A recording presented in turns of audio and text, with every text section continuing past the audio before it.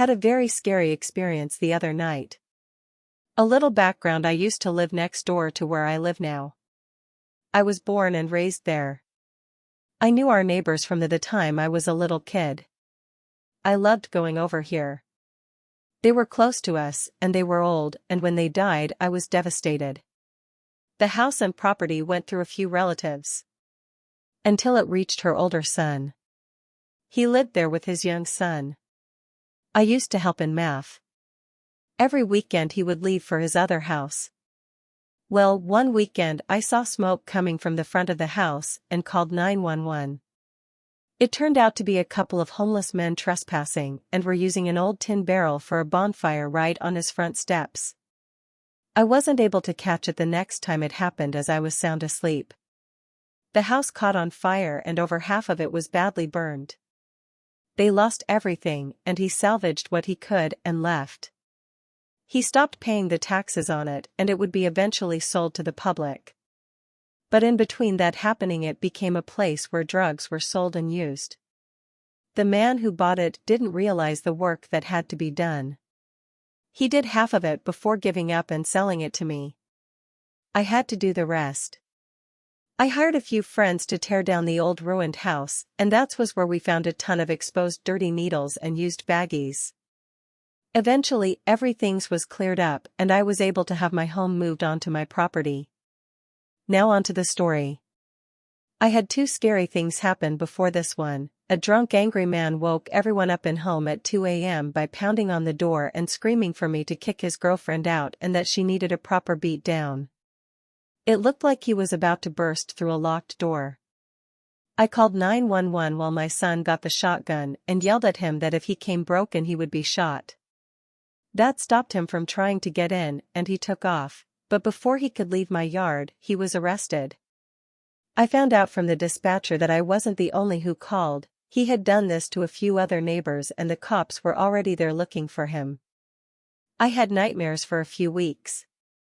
The second time around was when I was home alone, waiting up for my kids to get home from working the night shift. One is 19 and the other will soon be 18. I heard someone trying to get in my home.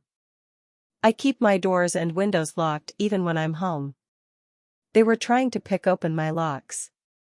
I became very afraid. I called 911 immediately, then got the air horn. Had my car been home, I would have used the car alarm instead. I silently got as close to my door as I could and put the air horn on the door while looking through the peephole and pressed down on the button. The guy jerked away from my door and let out a scream. I honestly thought that at first he was going to have a heart attack. The way he was clutching his chest. He took off and the next day I had my locks changed since they were already damaged before and he completely ruined them. This time around another guy came up on porch and tried the doorknob and found it locked. I thought it was one of my kids and called, "Who is it?" I didn't receive a name, but I did get his answer, which angered me. "I'm looking to buy some blow." I answered back with, "No drug dealers live here, leave now." I actually received a whine. What scared me was when he went from whining to threatening and started banging on my door with shouted threats. I called 911 again. I screamed that I had called the cops. There was silence for a moment, then he broke my window. The only thing that popped into my head was the heavy-duty iron skillet. I ran to get it, put my phone down and waited. The moment he put his hands on my sill, I did a Tia Maria move and brought that skillet down as hard as I could on his hands. There was a brief silence, then a very loud blood-curdling scream. He somehow managed to get up and leave while screaming. He went to the nearest ER, where the cops were waiting for him. I had let the dispatcher know what happened. At first, she thought I had been injured.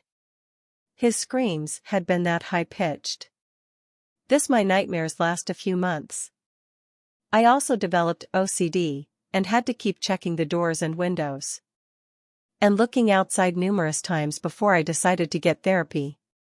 Every time I heard a knock, I would get so scared.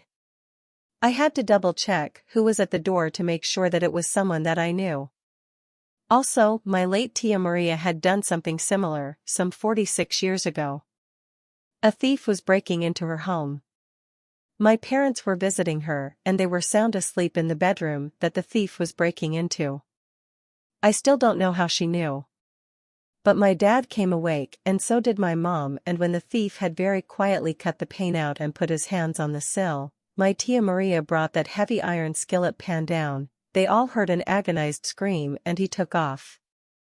It was about 2 weeks later that they saw a man with 2 hands and arms in a cast in the nearby marketplace. I had absolutely loved hearing that story as a child, and would often ask for retelling. Mom was also about 4 months pregnant with me. I thought, and still do think, my aunt was a badass. Edit, my neighbor has 4 huge pit bulls. He trains guard dogs for a living and he and I became friends. He lives in the home behind my yard. I didn't know this though when we became friends.